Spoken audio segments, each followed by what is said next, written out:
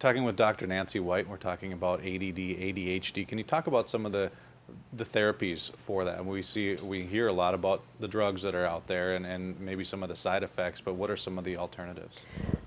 Well, I have to throw in there that the drugs are kind of my soapbox. I'm against giving children drugs. I don't think that we have a clue what we're doing because we've got a young developing brain and we don't know 50 years from now what all these drugs are going to do to these brains. So I'm against that for starters. Also, I'm also against it because to me, the task of childhood is predominantly to learn how to cope with the world. And if we're learning how to cope with the world after taking a pill that alters reality for us, is that really learning how to cope with the world?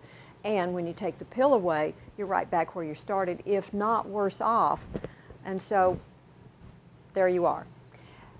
What I've done for more than 20 years is called neurofeedback or neurotherapy. And it is an EEG feedback.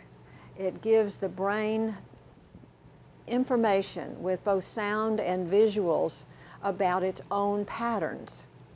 And you see, I believe that when the brain, that we are created to be in good balance, to be in homeostasis. And we create environments where that doesn't work very well anymore in our environment. We get in our own way. Our environment gets in our way for homeostasis. And so as we move along with that, then what we can do is if we can figure out a way to give the brain information about how it's functioning, give the brain information about itself, then the brain immediately goes to work to try to do it better toward that homeostatic or that balanced state. And then when we, with our software and our programs, we guide the brain in the direction we want it to go in and give it rewards when it's going toward the norm and hold those rewards back when it has gone in the other direction, then the brain is the one that we're training. We're not training the person. Now, I know a lot of therapists out there that work with the kids. I think they think about that they're training the person. Well, up to a point we are. But I tell the parents frequently when I work with these kids, they'll say, well, Johnny doesn't want to be here. Johnny wants to be out playing with his friends or playing baseball or something. And you know, he's not going to pay attention to this. And I say, it's okay because his brain's going to hear it.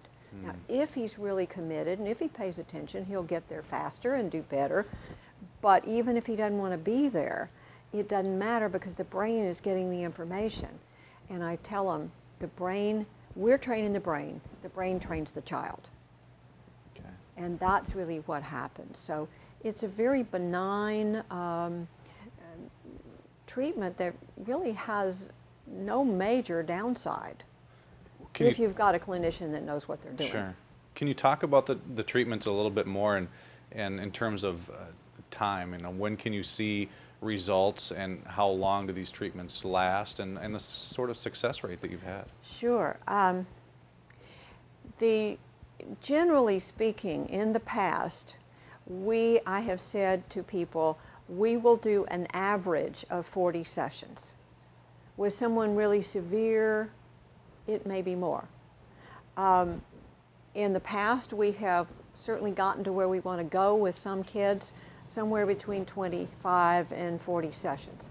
But what I have found over time is those people that said, whoa, this is expensive, it's a lot of time, it's a lot of effort, we got where we wanted, bye. And sometimes that doesn't hold because it's like, from my point of view, it's like cutting a road through the jungle. And you go in with your machete and you cut it enough to get through to the other side and you say, whoa, I did it. I'm at the other side, and you walk away. But you come back after a while, and it's grown back together. And I think of the brain and the neural pathways as something similar to that because you've got to really reinforce it, and then it holds. And so we're talking about something that is the rest of your life, unless you do something really toxic or you have a head injury or something like that, a trauma. Then you could regress some. But then you can do boosters and bring it back. But Dr. Joe Alubar, who back in the early 70s did the original research in this and created some of these protocols and realized we could train the brain and we could affect ADHD kids. He was from Knoxville, Tennessee, I believe, which was a small enough town, and it wasn't as portable as Houston is. I mean, everybody's in and out, in and out, in and out.